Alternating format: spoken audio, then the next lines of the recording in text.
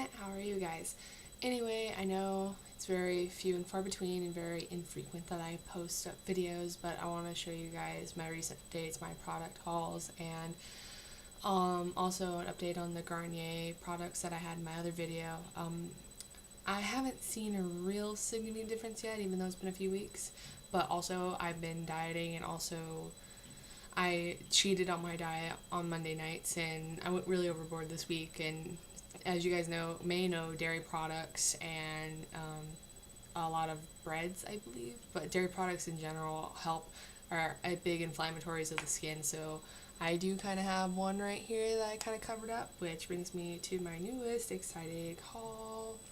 This is the Revlon Colorstay Whipped Foundation. I got it in nude.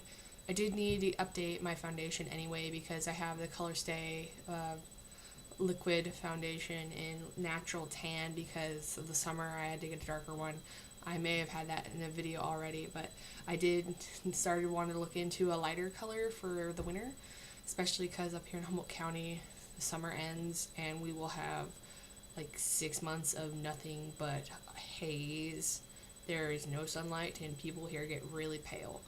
And I have to say, it's like, when I first put this on my face, I had my moisturizer on. It smelled a lot like sunblock, but now that I actually smell it, it smells like paint. But it's not really that bad, so it's not like you're not going to be getting high off of your foundation or anything. I did watch a few videos of people on this. It comes with this little lid, helps protect it. And I'm going to keep this because this can obviously get really messy. It's like really thick and like can't come out. And I kind of like it how it's thick. I applied it on, I'm wearing it right now with a foundation brush. And a lot of the people I've seen on the internet wearing it used a kabuki brush. I bought one, but I didn't use it.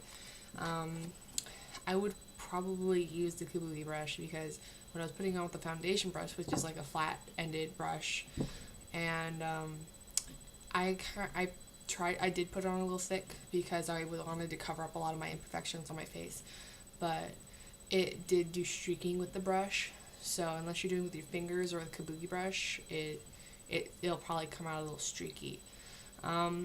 This is a little light for me right now. I'm really tan, so I'm probably a little washed out.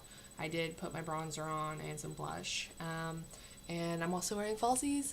I know I was complaining in the video a while back that I was about ready to give up on it, but it's because I'm using e.l.f. lashes, which is like the only lashes I have access to are Ardell and then e.l.f.'s. And I was getting the e.l.f. ones because they had the glue that came with them, and I figured in the little cheap like clear ass glue, and that glue sucks so bad. I bought this duo with it's like a gray color, it dries black, and this is amazing. Like, I was able to stick this on perfectly. I'll take my glasses off for you guys. And it is probably a little crooked, but I like how it looks. Went really light on my eyeshadow, but I'm happy with it, and I'm so excited because everyone tells me, oh, you're so gorgeous, you don't need makeup, but I know I have some short lashes. I can work out some real good eyelashes with some mascara, like the Illegal Length, but this is probably less damaging to me piling on a bunch of mascara to try and make my eyelashes look really long. That way it's like I'm not pulling them out when I'm trying to get my mascara off. But also on top of, I was mentioning I was dieting, I am still plus size power, and I can't talk today, but anyway, I wanted to lose some weight because I know that statistically, especially for my field, if I'm a little more fit looking, I probably have a likelihood of getting the job more, just because I'm zoology, marine biology. It's like you gotta be able to be physically able to do things, especially if you're around animals or on a boat or something. You want to make sure you're not going to fall in the ocean and drown or something, or get kidnapped by Somali pirates, or whatever may happen to you on rare occasions. But I actually started about 3 months ago. I purchased, well, let me start off. I spent one normal day where I ate normally, and even that day I felt I ate modestly, and I counted how many calories I had consumed in that day, and it was 3,000. And I was like, oh my god, I can really consume that much. And apparently the statistics now is that Americans consume on average more than 2,000 calories a day. It's like more like 25 to 2,800 calories a day for the average American. And so it's like, okay, well, let's see. And then I bought a step counter, a calorie counter. This one was really cheap. It sucks. It has tape on it because a little clamp for it on my pants was broken. It has to be closed for it to work right. So I just wasn't lazy, and I actually wore this when I was at school all day one day, and I burned about 465 calories that day. But I don't wear it as much as I should anymore. But it was just a nice way to get kind of an estimate of how many calories I'm burning on any given day. And I started gradually cutting back my calorie intake because I found like this really easy weight loss converter online, and how many calories equal a pound, and my horrible crossover mathematics that I was doing. But make a long story short, I slowly cut back my calories over the course of about 2 to 3 weeks, to be around 1,700 a day. And so it's like, make little goals for yourself. Like, say if you normally like consume maybe like 3,000 like I did, the first day I tried to cut back to 2,500, and then a few days later I cut back to 2,000, and then after some time, I've been sticking right now around 1,700, trying to stay around that. I've been actually doing less than that, because if you eat stuff that you're not sure about the calorie intake, like you go out to eat or something, you can at least assume with how much you consume, how much your plate is with something on the same amount that you eat, or round up. Like me, I eat very small portions because I can't eat a lot in one sitting. I'm a snacker. I frequently snack, and that's, I guess, a healthy way of putting on weight, but it's also really bad because I snack, but so I can't eat a large portion. That kind of helps control my consumption. But I've actually dropped about 20 pounds in about 2 months from just being at 1,700 calories a day. And the first few weeks was really hard because you eat normally, and I eat a lot of bread, and that doesn't have any nutrition really for you. So it's like the first week I felt like terrible. I just felt like just dead inside. Like, even though I got sleep, I was constantly hungry. It was miserable. But I also did this part of my system. So even though I'd count my calories, I would not count healthy food, produce. I would not count produce. So it's like, if I could eat all the produce I wanted, as long as it was in a natural form. Like, it's like I would count if it was like fried tempura vegetables, I would still count that in my calorie load because it's fried food, even though it's vegetables.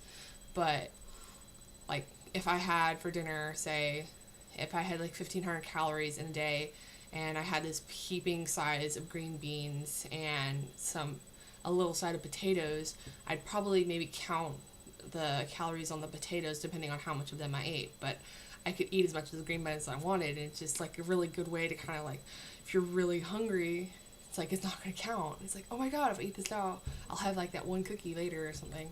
But just little achievements, little goals will get you there. And the funny part is that I've lost 3 inches in my waist but nowhere else on my body. And my proportions are like 44, 33, I think. I gotta double count that. But my hips are 52, so I've like shrunk 3 inches in my waist. So I think it looks really funny just because I don't feel like I lost weight. My pants don't fit, but I haven't lost enough weight in my lower body in order to actually buy new pants. So it's good that I've lost all that weight around my organs, because that's the more dangerous fat around your body, is because your liver has to break it down first. So I feel really good that at least I got that done. So it's like the rest of me, it's not like I'm going to get like a tiny normal middle and then I'll still have like huge everywhere else. If I did, it'd look really weird. Maybe like a Kardashian. But in addition to my dieting, I have really weak nails. Like, I don't know if you guys can see in my camera how bad my nails are. Like, they peel, they fillet. I can't grow them out farther than that, even if I use nail strengthening solution, which I did for like a month, and it still was horrible. So I went to Rite Aid and I got this hair, skin, and nails dietary supplement. I was originally looking for a gelatin like supplement, just because gelatin, a lot of people told me eat more Jello because you'll get nails as hard as rock. And for the men in my family, that's true, because a lot of the guys in my family eat a lot of Jello, and they have to use shears for their nails on their hands and their feet. It's like, ugh. But anyway, but I have to say, I haven't been on these that long, so I guess after taking these for a month, and you take 2 of them a day. They are really weird. They're green, and they have a bunch. They do have gelatin in them. They don't have a lot though.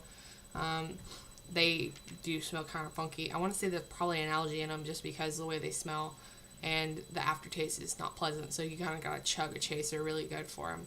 And it's like the aftertaste varies between just funky and then creamy. So it's kind of like and there's not anything dairy in it from what I can tell in the description. A lot of vitamin C, vitamin A, D, E, thiamine, riboflavin, niacin, folic acid, excuse me, phosphorus, zinc, a lot of zinc, iron. It's gelatin's hybridized, but they don't really know what the percent value of. It's just 100 milligrams. Oh, green tea leaf extract. That's probably horsetail rush stems. So yeah, that's probably what I'm smelling actually. But they haven't made me sick or anything, which is a little what I was concerned about. Is like when you have something new in your system, and like your stomach might go with it. I take it with food every time, and I usually take one in the morning with breakfast and then one in the evening. So I had heard from friends that had done similar things to this, not with this brand, but like a Costco brand of the vitamins. And she said she like broke out for like 2 weeks, like really bad acne, and then it went away. And I'm hoping I don't have the same reaction. So far, I've only had this thingy right here, which I covered up as much as possible. But we'll see. I've only been on it about a week, so we'll start getting there. And also, I wanted to share with you guys, before I actually put this on my face, I actually cleaned out all my brushes because I went to the store and got baby wipes. Don't use makeup cleaning products on your brushes, because your brushes, especially if they're made with natural hair, if you use makeup remover on them, they'll strip the oils off of them and they won't hold makeup anymore. It's gonna be like, sorry, I scammed, but it will ruin your brushes. Like my Aunt Jenny has brushes from Mel Norman, like from like long time ago, and they're still good because she uses like baby wipes, like really gentle things on them just to wipe them down. You don't want to wash them in real water because you want to keep some of the oils on those brushes, but you don't want to have them have pigments. And I know also if you're really sensitive to acne though, you may have to take like more sterilized approach to your brushes because the bacteria on those brushes could be like contributing to your acne. So, but if you don't have a really bad acne issue and you want to protect your brushes, especially if you spend a lot of money on them, use baby wipes. Just rub it on there until it comes off, and then you're good. And what else? I have not bought new clothes. I have been keeping up to date with fashion topics. A lot of military colors are coming in season because last season was Oxblood, which I thought was a little excessive when it was out last summer or last fall. But also a lot of monochrome colors and grays are really in. I painted my toenails gray with little white dots. It's awesome.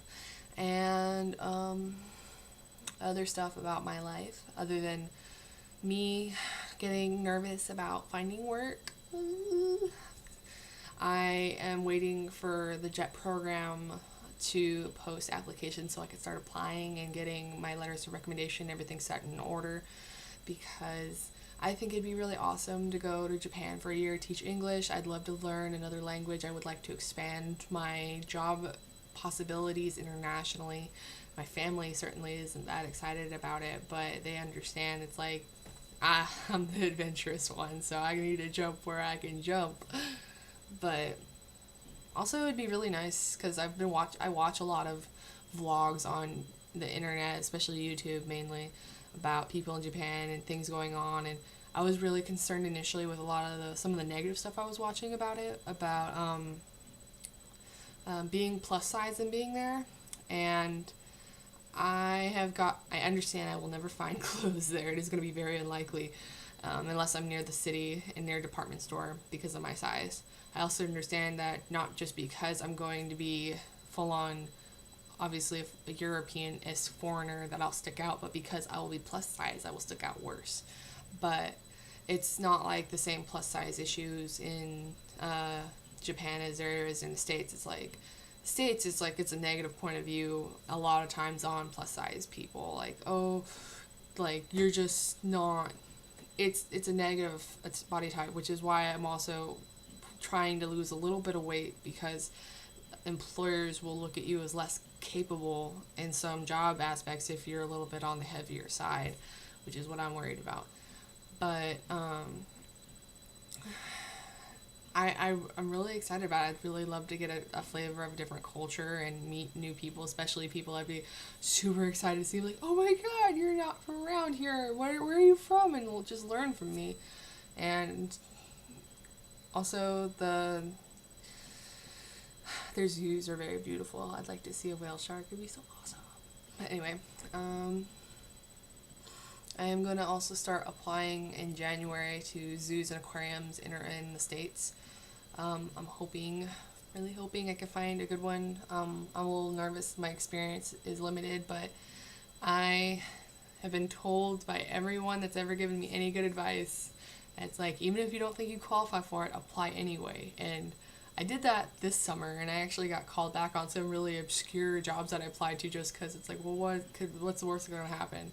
And I didn't get the jobs, but I got called on like a assistant seasonal elephant keeper job in Vallejo, which I was just like on the phone like, really? And they just wanted to ask like a few questions, but it wasn't anything serious. And they never called me back, which was unfortunate, but it got me really excited. It's like, they called me. And there was another one, but I can't remember what it is off the top of my head. But I certainly love to play with elephants. That'd be awesome. And, but yeah, it's like, because I've been in school for so long, that's all I've ever known, and it's going to be really exciting to be finally done with school and finally, like, in the world and full-time workforce. Oh, I dream of the time when I won't have homework, just those few weeks where it's like, I don't have any more school. I can start reading for leisure. And because my cousins were just like, oh my god, what do you want for a graduation present? Do you have like a Nook or anything? It's like, I don't read for leisure, I read for school. I need to learn how to enjoy reading again. Which, ironically, I actually am a writer, and I had some unfortunate happenings with my writing blog because Zonga changed to their server, and now you have to pay for the service, which I've been a member of Zonga for like 8 years, and I never paid for any premium service. And so out of the blue, you no longer had access to any of your prior posts, and I write fiction on Zonga, so I had a lot of fiction stories and fan fiction. The clean kind, the you dirty people that think fan fiction's all dirty, shame on you. And I got about 20, like 1/4 of my hard drive in archives from the website.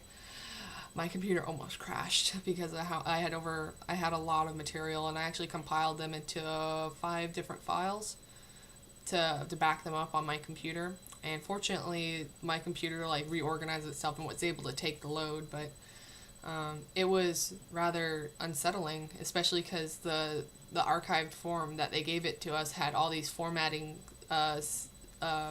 language in between, so all of the posts, all the chapters I had written were all broken up in formatting lingo, and I'm gonna have to go through 8 years of writing and re-edit it, edit out all the weird formatting marks and crap.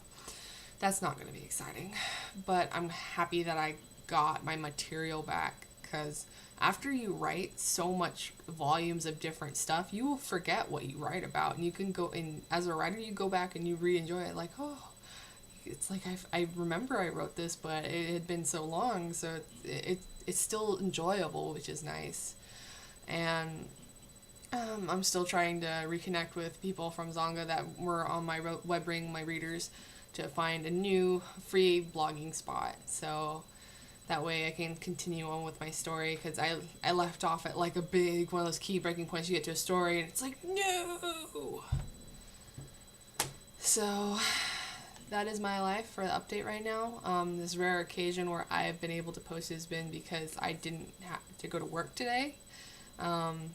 And if you guys have any questions, comments, I know I need to update my profile picture because I miss my blue hair, but I know it's not, it's an older picture. So, and I might come back with a Halloween video. I'm still trying to figure out if to be a candy skull or to do a group costume project with my roommate. So anyway, I'll probably come up with new stuff to talk to you guys about. Love you. Bye, internet.